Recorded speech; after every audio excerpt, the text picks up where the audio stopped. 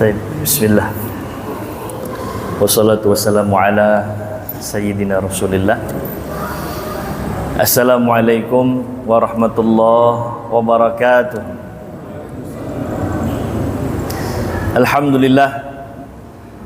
Alhamdulillahi hamdan katsiran tayyiban mubarakan fih. Fa naqulu alhamdulillah. Alhamdulillahilladzi ja'alana min ummati sayyidina Rasulillah sallallahu alaihi wasallam. Asyhadu an la ilaha illallah wa asyhadu anna sayyidana Muhammadan abduhu wa rasuluhu la nabiyya ba'dah. Allahumma salli ala sayyidina Muhammadin fil awwalin wal akhirin. Allahumma salli ala sayyidina Muhammadin fi kulli waqtin wa hin wa ba'd. Alhamdulillah, puja dan puji syukur kita kehadirat Allah Rabbul Izzah. Salawat dan salam semoga selalu tercurahkan kepada junjungan kita Nabi besar Nabi Muhammad sallallahu alaihi wasallam, juga kepada keluarga Rasulullah sallallahu alaihi wasallam, istri juga anak cucu keturunan beliau, kepada para sahabat Rasulullah sallallahu alaihi wasallam radhiyallahu anhum ajma'in, dan kepada seluruh umat Rasulullah sallallahu alaihi wasallam ila yaumil ma'ad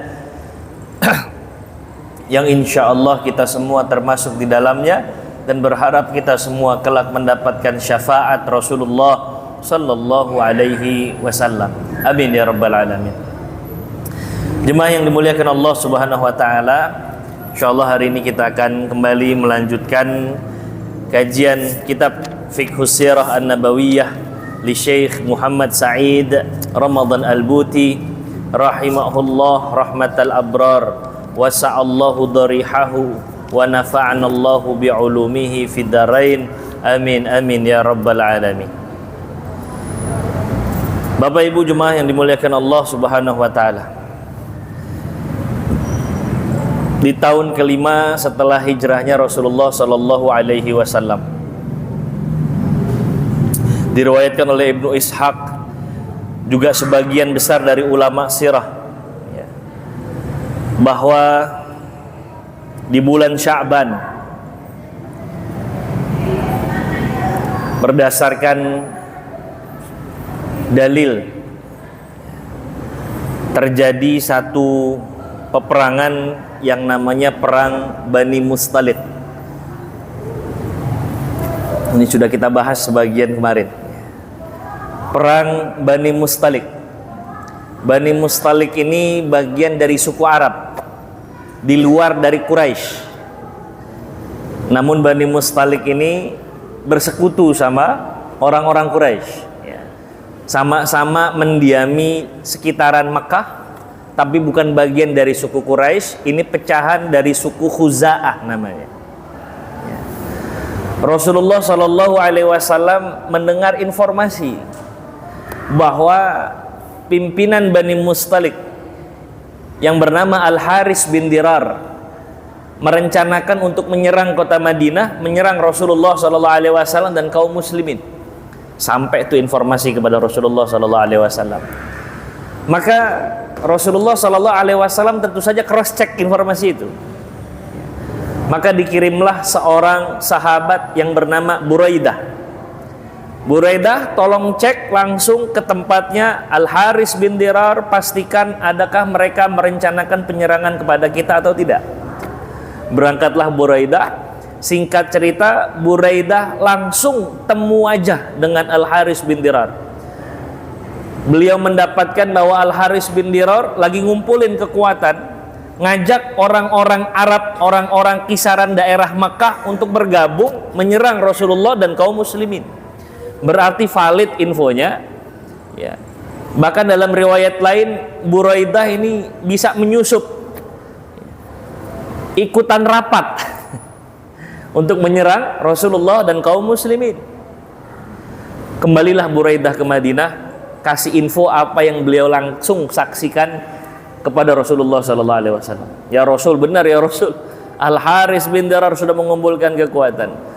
Maka Rasulullah SAW mengumpulkan para sahabat-sahabatnya, menghimpun para pasukan, berangkat ya ke daerah ya, di mana Al Haris bin Dirar nanti ngumpulin pasukan di situ. Maka Rasulullah Shallallahu Alaihi Wasallam berangkat meninggalkan kota Madinah. Kota Madinah saat itu tentu harus nggak boleh kosong dari kepemimpinan. Maka dititipkanlah seorang sahabat yang masih sangat muda, tapi jiwa kepemimpinannya kuat. Namanya Zaid bin Harithah. Zaid yang ngurusin kota Madinah. Berangkat Rasul bersama pasukan. Ya. Terus lantas kemudian saat Rasulullah Sallallahu Alaihi Wasallam saat Rasulullah Sallallahu Alaihi Wasallam meminta untuk para sahabat ngikut, ya, ini sebagian besar orang-orang munafik yang biasanya nolak, yang biasanya punya 1001 alasan nggak ikut perang, ini ikut perang. Jadi nggak biasa-biasa aja, ikut perang bersama Rasulullah Sallallahu Alaihi Wasallam. Padahal kalau ada perang-perang ya, kayak perang Badar, perang Uhud, atau perang-perang sebelumnya, ini orang munafik nih pintar nyari alasan untuk nggak ikut perang. Ya. Tapi begitu dia tahu, orang munafik, bahwa keuntungannya besar, dia tahu bahwa potensi menangnya juga besar, maka orang-orang munafik ikut membersamai pasukan Rasulullah Sallallahu Alaihi Wasallam. Ya, Rasulullah tuh tahu siapa yang munafik, siapa yang enggak, yang terindikasi munafik, Rasul paham. Bahkan kita pernah bahas ya, Rasulullah Shallallahu Alaihi Wasallam tuh punya sahabat khusus yang memantau pergerakan orang-orang munafik. Masih ingat gak Bapak siapa namanya? Huzaifah ibnul Yaman, yang disebut sahibu sirri Rasulullah Shallallahu Alaihi Wasallam itu tugas khususnya memantau pergerakan orang-orang munafik dan orang-orang Yahudi. Jadi Rasulullah udah tahu gelagat-gelagat orang-orang munafik tuh paham. Nah, maka ditumbenan nih orang-orang munafik ikut bersama pasukan Rasulullah Sallallahu Alaihi Wasallam, berangkatlah. Ya, dipimpin oleh Abdullah bin Ubay bin Salul. Keberangkatan Rasulullah dan pasukan ini ternyata mengagetkan Bani Mustalik, anak cucu keturunan Mustalik itu. Kaget mereka. Datang begitu cepat, di luar dari prediksi yang sebelumnya mereka sudah perkirakan, prediksi begitu. Sampai lantas kemudian terjadi peperangan, ya. Kaum muslimin mendapatkan kemenangan dari Allah Subhanahu wa taala. Menang nih ceritanya kaum muslimin. Ya. Dan Masya Allah, salah satu panglima namanya Musafi bin Safwan mati. Lantas kemudian pimpinannya Bani Mustalik, Al Haris bin Dirar, lari. Sehingga nanti banyak anak-anak, terus kemudian wanita-wanita itu jadi tawanan. Sesuai dengan peraturan peperangan di zaman itu, yang kalah maka harta miliknya menjadi milik pemenang. Itu namanya ghanimah, harta rampasan. Harta rampasan Bani Mustalik seperti perkiraan orang-orang munafik banyak yang luar biasa. Domba-domba, onta-onta, belum lagi nanti alat-alat perang, semua disita. Semua dijadikan harta rampasan. Lantas kemudian Rasulullah Shallallahu Alaihi Wasallam setelah mendapatkan ghanimah harta rampasan itu membagi-bagikan harta rampasan tersebut. Ya. Bagi mereka yang berkuda, karena Rasulullah saat itu bawa 700 pasukan. Yang 30 pasukan adalah pasukan berkuda. Yang bawa kuda itu kuda pribadi, kuda masing-masing. Dia harus ngerawat, dia harus ngasih makan, effortnya lebih dari yang sekedar berjalan saja. Maka nanti dengan keadilan Rasulullah Sallallahu Alaihi Wasallam, pasukan berkuda dikasih 2 saham, sahmin. Sementara yang berjalan, prajurit yang berjalan yang nggak punya beban apa-apa, itu diberikan 1 saham. Onta dibagikan, kambing-kambing dibagikan, domba-domba dibagikan. Tak terkecuali wanita-wanita juga dijadikan tawanan. Ya. Lantas kemudian setelah itu dibagikan, ya, untuk menjadi budak. Peraturannya begitu saat itu. Nah, dilalah ada salah satu perempuan yang namanya Barrah. Ya. Barrah ini anaknya Al Haris bin Dirar, istri dari Musafi bin Safwan yang tadi mati itu, yang wafat pada saat perang bersama Bani Mustalik. Ini istrinya. Lantas kemudian dibagikan kepada salah satu sahabat Rasulullah Sallallahu Alaihi Wasallam, namanya Sabit bin Qais. Sabit dapat baroh nih, anaknya pimpinan, ya, istrinya panglima, ya, mantan istri karena suaminya mati dalam peperangan.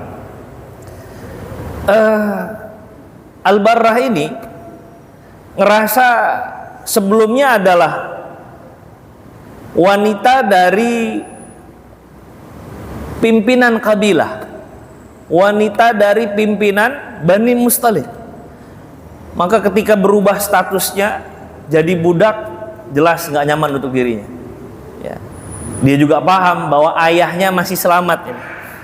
Maka dia bertekad untuk menebus dirinya. Jadi ada peraturan di zaman itu namanya mukatabah.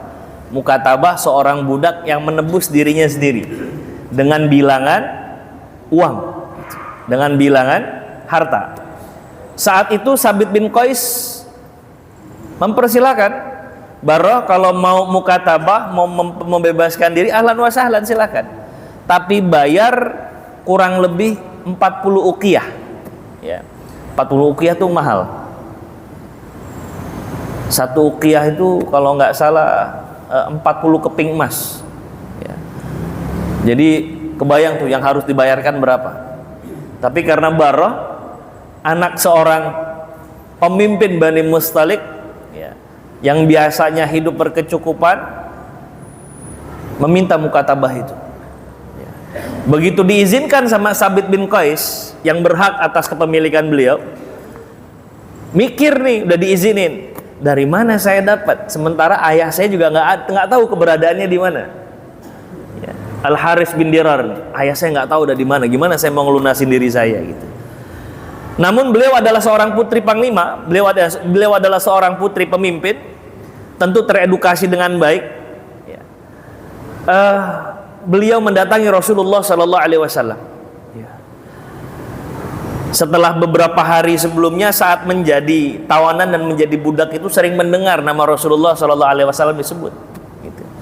Rasulullah yang katanya Nabiur Rahmah, Nabi yang memberikan kasih sayang kepada umatnya, Nabi yang luar biasa kejujurannya, akhlak, adab dan sopan santunnya, dan segala macam kebaikan-kebaikan yang didengar oleh Al-Barrah ini. Terus Barrah datang kepada Rasulullah Sallallahu Alaihi Wasallam. Begitu datang kepada Rasulullah, Barrah bilang, wahai pimpinan kaum muslimin, kau tahu siapa diriku? Bahwa aku adalah putri dari Al Haris bin Dirar, pimpinan Bani Mustalik. Namun setelah kekalahan, aku menjadi budaknya Sabit bin Qais. Aku meminta mukatabah kepada dirinya. Sabit bin Qais pun mengizinkan aku untuk mukatabah, membebaskan diriku. Tapi wahai pemimpin kaum muslimin, kau tahu aku nggak punya apa-apa saat ini. Maka aku meminta dirimu untuk menebus diriku. Kata siapa nih? Kata Barrah. Lantas Rasulullah Sallallahu Alaihi Wasallam mendapatkan khabar ilahi dari Allah Subhanahu Wa Taala untuk membebaskan Barrah tersebut. Nggak hanya membebaskan, Barrah juga diminta oleh Rasulullah Sallallahu Alaihi Wasallam untuk menjadi istrinya. Ya. Kemudian Rasulullah Sallallahu Alaihi Wasallam bertanya, mau nggak kamu aku bebaskan, aku bayarkan sekian uqiyah untuk membebaskan dirimu dari Sabit bin Qais, tambah satu lagi yang mudah-mudahan menjadi kebaikan untuk dirimu. Apa itu? Aku akan menikahkan dirimu, kata Rasulullah Sallallahu Alaihi Wasallam. Maka kata Barrah, saya bersedia. Ya. Pertama, jemaah yang dimuliakan Allah Subhanahu Wa Taala, dari pihak Rasulullah Sallallahu Alaihi Wasallam menikahi Barrah ini karena banyak pertimbangan. Selain memang itu adalah tuntunan dari Allah Subhanahu Wa Taala. Yang pertama, Barrah adalah anak pimpinan Bani Mustalik yang pengaruhnya besar di kalangan kaumnya. Kalaulah menjadi nanti istri Rasulullah Sallallahu Alaihi Wasallam, maka Barrah bisa memberikan pandangan tentang agama Islam kepada kaumnya, maka akan makin banyak orang yang memeluk agama Allah Subhanahu wa taala. Itu pertimbangan Rasulullah Shallallahu alaihi wasallam. Yang kedua, Barrah ini adalah wanita yang terdidik dengan baik. Jadi walaupun Barrah ini putri pimpinan Bani Mustalik, tapi sejak dulu beliau ini aktif untuk memberikan pandangan-pandangan, pencerahan-pencerahan baik kepada ayahnya Dirar bin Haris bin Dirar atau kepada suaminya Musafin. Jadi orangnya memang cerdas.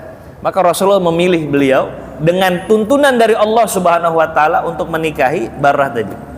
Ya. Sementara Barrah beberapa hari sebelumnya beliau bermimpi.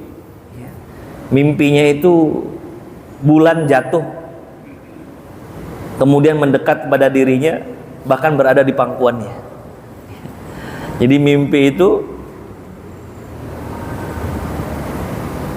dimaknai oleh Barrah bahwa ini petunjuk yang baik, begitu. Dan betul saja ternyata ada tawaran untuk menikah dengan Rasulullah Shallallahu alaihi wasallam.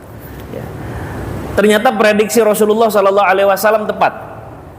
Setelah menikah dengan Juwairiyah radhiyallahu anha, Rasulullah Sallallahu Alaihi Wasallam menginformasikan kepada khalayak, karena kalau pernikahan yang memang harus diinformasikan. Ya, a'linun nikah tuh ya harus diinformasikan kepada yang lain supaya nggak terjadi fitnah. Begitu tersebar informasi Rasulullah menikahi Barrah ini, kemudian Rasulullah pun menginformasikan bahwa Rasulullah mengganti nama Barrah dengan Juwairiyah. Nah, inilah istri Rasulullah Sallallahu Alaihi Wasallam yang bernama Juwairiyah bintul Haris radhiyallahu anha. Nama aslinya Barrah. Ya. Nah, kaum muslimin yang menawan dan menjadikan budak Bani Mustalik yang tertangkap ini ngerasa nggak enak hati sama Rasulullah. Karena di situ ada pamannya Juwairiyah radhiyallahu anha, di situ ada sepupunya Sayyidah Juwairiyah radhiyallahu anha, di situ ada keponakannya Sayyidah Juwairiyah radhiyallahu anha, keluarga besarnya ada di situ. Maka kata pasukan kaum muslimin, nggak, bagaimana mungkin kita menawan besannya Rasulullah Sallallahu Alaihi Wasallam, keluarga dari Juwairiyah istri Rasulullah Sallallahu Alaihi Wasallam. Maka saat itu orang-orang yang mendapatkan tawanan dan mendapatkan budak itu sepakat. Hingga 100 orang dibebaskan saat itu. Kita bebasin saja semua, karena ini adalah besannya Rasulullah Shallallahu Alaihi Wasallam. Akhirnya bebas tuh 100 orang tawanan. Nggak hanya itu, tawanan-tawanan ini pun melihat bagaimana perilaku kaum muslimin saat mereka jadi tawanan. Melihat bagaimana akhlak, adab dan sopan santunnya Rasulullah Shallallahu Alaihi Wasallam. Mereka mencerna kebenaran-kebenaran dari yang disampaikan oleh Rasulullah Shallallahu Alaihi Wasallam, sehingga 100-100-nya akhirnya bersyahadat mengakui asyhadu alla ilaha illallah wa asyhadu anna muhammadar rasulullah. Masuk Islam 100 orang saat itu, Pak. Maka Aisyah radhiyallahu anha ummul mukminin kasih kesaksian. Sepanjang sepengetahuan saya, kata Aisyah, tidak ada wanita yang lebih berkah kehidupannya sehingga ratusan orang mengikuti jejaknya masuk ke dalam agama Allah, kecuali wanita itu adalah Juwairiyah bintul Haris radhiyallahu anha ummul mukminin. Ini wanita yang memberikan keberkahan, ya. Jadi bisa memberikan maslahat dan manfaat kepada kaumnya, ya.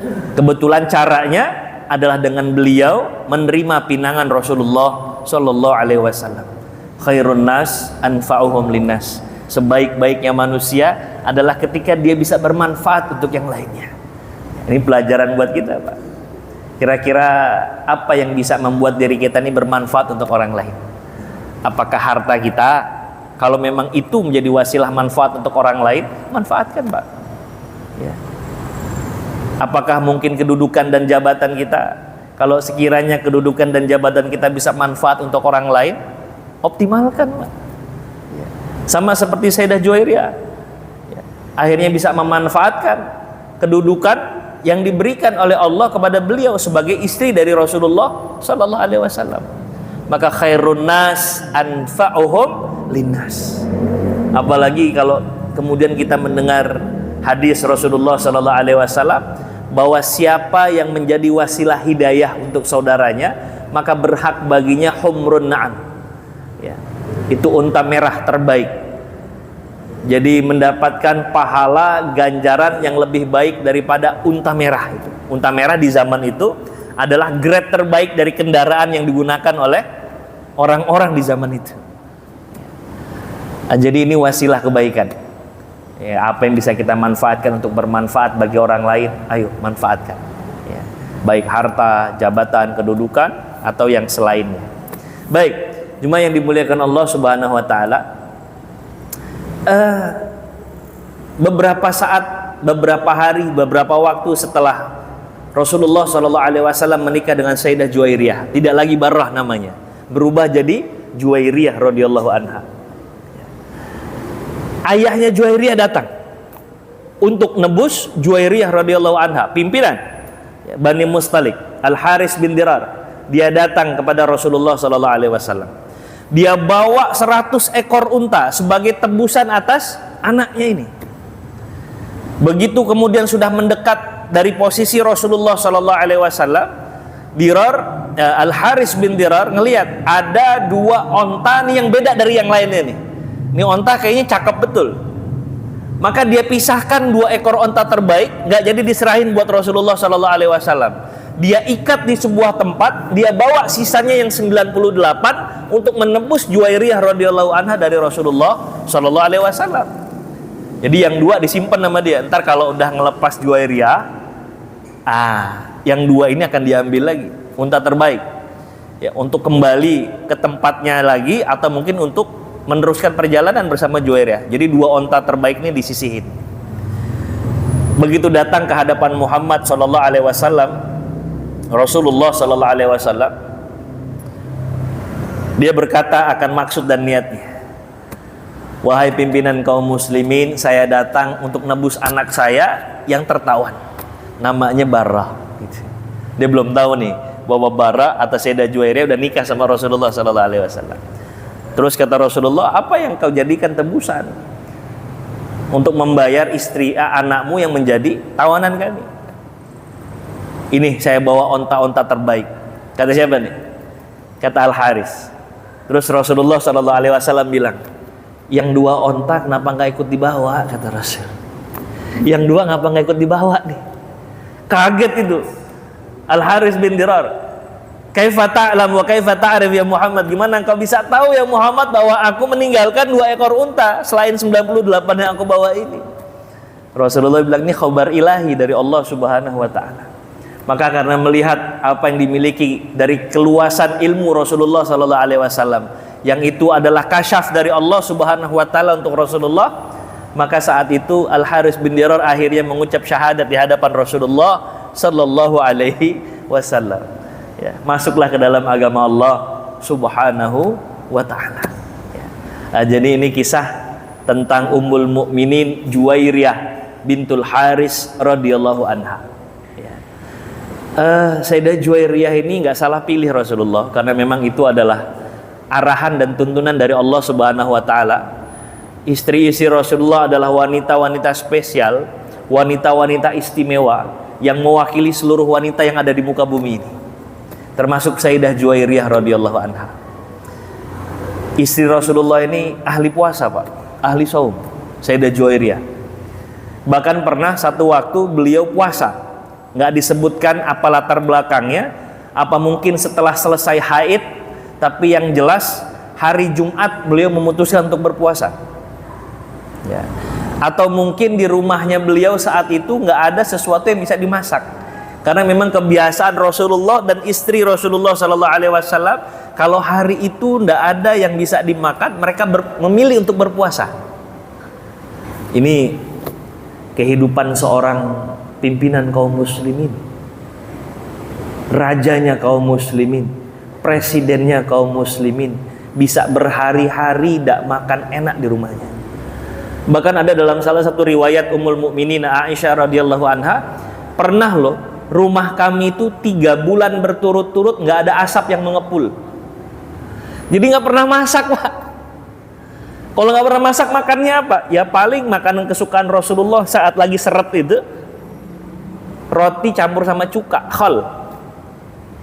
Kata Rasulullah bahkan mensyukuri nikmat Allah walaupun hanya roti dan cuka, kata Rasulullah. Bilang apa? Ini dia nih senikmat-nikmatnya makanan, cuka, kata Rasul. Ya Allah, 3 bulan berturut-turut nggak ngepul Pak dapurnya. Ini Rasulullah Shallallahu Alaihi Wasallam. Dan masya Allah, mungkin itu yang menjadi latar belakang walaupun nggak dikisahkan dalam sirah, dalam sejarah. Tapi beliau memutuskan untuk berpuasa. Ya, itu menunjukkan bahwa beliau memang sudah terbiasa untuk berpuasa. Sampai kemudian Rasulullah Shallallahu Alaihi Wasallam nanya, Juwairiyah, kenapa tidak makan? Puasa ya Rasul. Juwairiyah, hari apa ini? Hari Jumat ya Rasul. Wahai Juwairiyah istriku, apakah engkau mengikut sertakan hari-hari yang lain dalam puasamu? Artinya puasamu terikat dengan hari-hari yang lain. Enggak ya Rasul, hari ini saja aku berpuasa. Ya Juwairiyah, kalau engkau ingin berpuasa, jangan hari Jumat dan puasa itu puasa yang tunggal. Artinya tidak terikat dengan hari-hari yang lain. Maka kalau kita ketemu sama hari Jumat, tiba-tiba pengen puasa, itu dilarang sama Rasulullah Sallallahu Alaihi Wasallam. Kecuali ada pengikatnya. Misalkan kita puasa Ayyamul Bid, pertengahan bulan. Kebetulan jatuhnya 13, 14, 15 itu hari Rabu, Kamis, Jumat. Boleh, silahkan. Ya. Atau ada pengikatnya, misalkan jatuhnya hari Arafah, hari Jumat, boleh. Walaupun lebih utama kalau diikutkan tarwiyahnya 8 dan 9 atau 9 dan 10. Itu lebih utama. Tapi ada pengikatnya. Tapi kalau munfarid, hari Jumat tok, itu tidak diperkenankan sama Rasul. Jangan puasa hari Jumat saja. Ya. Kalau hari Jumatnya berdiri sendiri, jangan. Nah, ini Sayyidah Juwairiyah. Hobinya puasa. Ya, menjadi masya Allah. Lain daripada itu, Sayyidah Juwairiyah radhiyallahu anha adalah wanita yang pandangannya nih tajam, ya, cerdas. Nggak jauh beda dengan Aisyah radhiyallahu anha. Hanya saja memang Aisyah radhiyallahu anha ini diizinkan oleh Allah Subhanahu wa taala untuk meriwayatkan hadis-hadis Rasulullah sallallahu alaihi wasallam, tapi tidak demikian dengan istri-istri yang lain. Artinya istri yang lain termasuk Sayyidah Juwairiyah nggak sebanyak Aisyah radhiyallahu anha dalam meriwayatkan hadis. Tapi beliau ini Sayyidah Juwairiyah orang yang tajam analisisnya. Ya. Tajam analisisnya. Karena terbiasa menjadi anaknya pimpinan, menjadi istrinya panglima dahulu, sehingga beliau sering memberikan pandangan-pandangan yang brilian, ya, kepada ayah maupun suaminya yang panglima perang itu. Ya. Jemaah yang dimuliakan Allah Subhanahu wa taala, salah satu lagi kelebihan Sayyidah Juwairiyah radhiyallahu anha, selain ahli puasa, beliau juga ahli zikir. Sehingga ada satu hadis dari Rasulullah sallallahu alaihi wasallam, latar belakangnya saat itu Rasulullah sallallahu alaihi wasallam pengen sholat subuh. Pengen sholat subuh ya berarti kalau di kita di sekarang subuh jam 4.38 nih, 4:30. Rasulullah Shallallahu Alaihi Wasallam pamit sama Sayyidah Juwairiyah. Juwairiyah, saya mau ke masjid dulu. Sementara Sayyidah Juwairiyah begitu Rasulullah pamit itu sedang berada di musolanya dia, di masjidnya dia. Ya. Nggak tahu ini gambaran sebagian para mu'arikh, apakah tempat ini ada di dalam rumah Juwairiyah atau terpisah tempatnya. Karena kalau di dalam itu biasanya namanya mihrab, tapi dalam hadis disebutkan masjidnya Juwairiyah radhiyallahu anha. Mungkin ada tempat kecil yang dijadikan tempat untuk sholatnya Juwairiyah radhiyallahu anha di luar dari rumahnya itu. Ya, mungkin. Tapi yang jelas ketika Rasulullah pamit, Juwairiyah lagi sujud simpuh di atas sejadahnya dia. Jam 4:30 tuh. Ya kalau kita nih, pamit Rasulullah Sallallahu Alaihi Wasallam. Sebagaimana kebiasaan Rasulullah Sallallahu Alaihi Wasallam, Rasulullah itu kalau sholat subuh nggak langsung pulang setelah salam, tapi membiasakan diri Rasulullah ini ila an adha, sampai waktu duha. Waktu duha ya kurang lebih jam-jam 8 lah begitu. Ya, baru Rasulullah Sallallahu Alaihi Wasallam pulang. Karena memang Rasulullah Shallallahu Alaihi Wasallam meneruskan dengan ibadah-ibadahnya di rumah Allah Subhanahu Wa Taala, mulai dari syuruk sampai waktu duha. Keutamannya kita sama-sama sering mendengar ini dari para mubaligh dan dai, ya, dari para asatiz, bahwa man sallal fajr fi jama'atin, siapa yang sholat subuh secara berjamaah, terus lantas kemudian ya, summa qa'ada yazkurullaha hatta tatlu asyams, nggak langsung pulang tapi duduk dulu berzikir kepada Allah sampai terbitnya matahari. Summa shalla fihi rak'atain, terus melanjutkan dengan sholat sunnah 2 rakaat, sholat sunnah syuruk, maka baginya pahala haji dan umroh tamatin, yang pahalanya persis sama. Nah, ini orang-orang yang mendapat pahala haji umroh, rutinkan itu Pak. Habis sholat subuh jemaah jangan langsung pulang, tapi tunggu waktu syuruk ya, waktu syuruk ada di sini jam berapa? Jam 5.52, jam 6 kurang ya. Zikir, tilawah, atau kalau lagi ada majelis duduk dengarkan ya, kalimat-kalimat thayyibah di situ sampai waktu syuruk, sholat 2 rakaat. Itu pahalanya pahala haji dan umrah. Ya kalau nggak bisa setiap hari, seminggu sekali lah Pak. Mungkin kita ada yang mungkin terbebankan, bukan terbebankan ya, ada aktivitas rutin kita, berangkat ke kantor segala macam, mungkin sulit. Ya kalau gitu manfaatkan hari Sabtu, hari Ahad misal. Ya kalau nggak bisa 1 minggu sekali 2 kali, ya 2 minggu sekali lah. Nggak bisa juga sebulan sekali lah, karena pahalanya luar biasa di sisi Allah Subhanahu wa ta'ala. Beruntunglah orang-orang yang sudah bisa untuk menyisihkan waktunya sholat subuh berjamaah, terus nggak langsung pulang, tapi nunggu sampai waktu syuruk. Wah, itu mendapatkan pahala luar biasa di sisi Allah Subhanahu wa ta'ala. Nah, ini nggak hanya sampai syuruk, tapi sampai masuk waktu duha. Jadi nambah lagi waktunya itu. Dan sebaik-baiknya salat duha adalah saat sudah mulai adanya panas dari matahari ya, mungkin jam 8 masih kurang, jam 9 mungkin, bahkan lebih dari itu ya. Dan Rasulullah SAW biasa menyisihkan waktu. Baru setelah itu Rasulullah SAW pulang ke rumahnya. Bapak tahu Sayyidah Juwairiyah masih berada di atas tempat sujudnya dia. Itu kalau bukan orang yang demen zikir, gemar lisannya basah memuji Allah, udah kayak gitu. Tapi beliau masih ada di atas sejadahnya dari sebelum subuh sampai waktu duha. Oh, dahsyat betul itu. Disitulah Rasulullah SAW berkata kepada Juwairiyah radhiyallahu anha, mau ndak aku ajarkan 4 kalimat, 4 doa, 4 zikir yang diulang sebanyak 3 kali, yang tadi aku lakukan saat aku berangkat dari rumah menuju masjid, yang pahalanya itu kalau dibandingkan dengan apa yang kau lakukan dari sebelum subuh sampai saat ini, lawazanatha, senilai. Apa 4 kalimat itu? Rasulullah mengajarkan subhanallah wa bihamdihi adada khalqihi wa ridha nafsihi wa zinata arshihi wa midada kalimatihi. Subhanallah wa bihamdihi adada khalqihi wa ridha nafsihi wa zinata arshihi wa midada kalimatihi.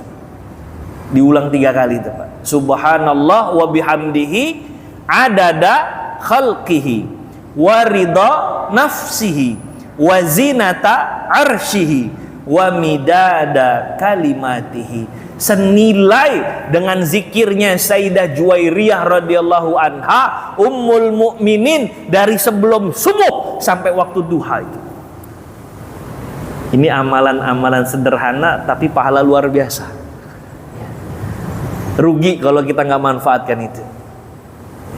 Subhanallah, maha suci Allah, wa bihamdihi ya, dan pujian bagi Allah, adada khalqihi, kesucian dan pujian bagi Allah sebanyak bilangan makhluknya, wa ridha nafsihi, dan sesuai dengan ridho zatnya Allah Subhanahu wa ta'ala, wa zinata arshihi, seberat arasnya, wa midada kalimatihi, sebanyak ayat-ayat kalimat-kalimat, ada yang membahasakan sebanyak ayat-ayat yang ada dalam Al-Quran ya. Subhanallah adada khalqihi. Ayo ikuti setelah saya, mungkin bisa diamalkan setelah ini. Subhanallah wa bihamdihi adada khalqihi wa ridha nafsihi wa zinata arsyihi wa midada kalimatihi. Tiga tuh Pak ya, 3 kali diulang maksudnya, 4 kalimat tadi. Nanti kalau Bapak lupa bisa browsing. Ingat aja subhanallah wa bihamdihi adada khalqihi, terkeluar ya. Itu bisa diamalkan dan dirutinkan. Jadi inilah sosok Sayyidah Juwairiyah radhiyallahu anha ya, yang kemudian menjadi istri Rasulullah sallallahu alaihi wasallam, yang sebelumnya adalah putri dari pimpinan Bani Mustalik, yang sebelumnya adalah istri dari salah satu pembesar atau panglima Bani Mustalik, Musaffi bin Safwan ya, yang wafat, yang mati pada saat perang ya, melawan kaum muslimin ya. Jadi jemaah yang dimuliakan Allah, ini kisah dari Bani Mustalik. Tapi nanti masih ada kisah yang lain, yaitu kisah tentang fitnahnya Aisyah, terfitnahnya Ummul Mukminin Aisyah radhiyallahu anha dalam hadis ifki. Ini juga menarik. Semuanya terjadi berbarengan dengan Ghazwatu Bani Mustalik. Jadi latar belakang perangnya sudah, kisah pernikahan Rasulullah dengan Sayyidah Juwairiyah sudah. Insya Allah kalau Allah kasih kita umur panjang, kita lanjutkan dengan hadisatul ifk, fitnah hoax kepada Aisyah Ummul Mukminin radhiyallahu anha. Mudah-mudahan Allah kasih kita umur panjang, mudah-mudahan yang singkat ini bermanfaat untuk kita semua. Mari kita akhiri dengan sama-sama membaca kafaratul majlis.